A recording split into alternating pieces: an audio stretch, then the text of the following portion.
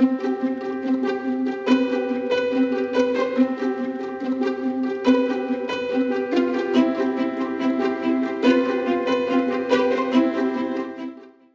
takes a few different talents to succeed today as a working professional than it did in the past, so I thought it might be interesting to explore today a few new principles for career success that you should keep in mind if you want to be more successful going forward in your career. And the first one of those would be to stop simply doing the same thing as other people and to start thinking about how you could become essential. So author Seth Godin has this concept of the linchpin, somebody so crucial to your organization that you cannot easily be replaced or substituted, right? For example, you might be the go-to expert on complex regulatory issues or IT problems. You might be a highly sought-after thought leader, mentor, somebody who happens to come up with new products that's highly respected. Either way, you can't be somebody who's simply replaced with another individual. Otherwise, somebody's going to do it better, faster, cheaper. That's inevitable. The other thing is you constantly have to be creating value for others you work with, whether they're customers, colleagues, or key stakeholders, and think about how you can offer that value in novel ways, right? So for example, maybe you're somebody on the marketing team who adds special value because you've spent time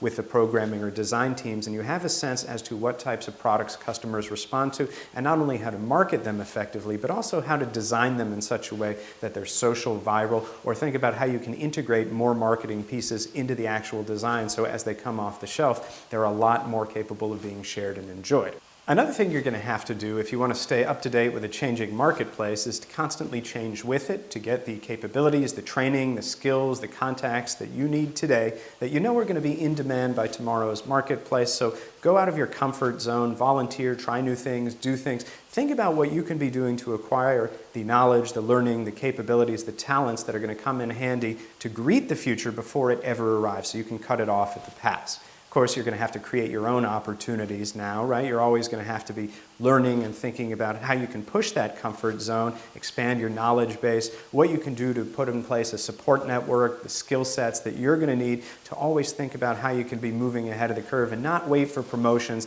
not wait for opportunities to come to you. Think about what you could volunteer for, think about which hobbies or training you could pursue in the off hours, what you could be doing to get those talents that you're going to need, even if nobody is out there offering you an easy way to get them. Of course, you're also going to have to think about what you do in the off hours to that extent, right? So these side projects, these volunteer opportunities, these things that you can be pursuing on your own, taking online courses, these are going to be crucially important to you as well. And you also want to weigh your chances, right? You want to think about, well, okay, there's a number of risks you could be taking at any given time, right? Whether that is pursuing these new knowledge opportunities, these new skill sets, going back to school, learning from other members of your team, deciding that you're going to volunteer for things, saying, well, maybe, I could do the same thing over and over again at work, but maybe I'll push myself a little bit and think about what new things could I learn, where could I add value to this organization, and really think about maybe I'll take these risks, right? It doesn't necessarily mean that you're going to have to put aside your day-to-day job duties, but it does mean that maybe you'll put aside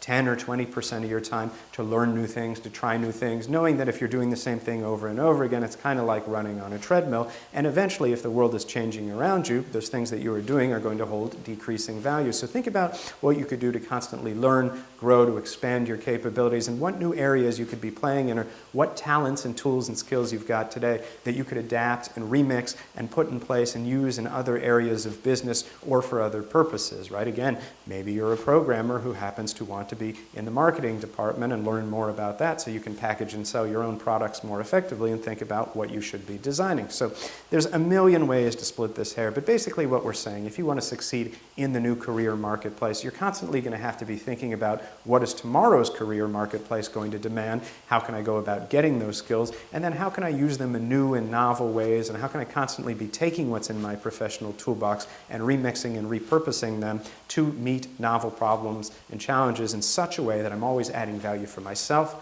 and other people I work with.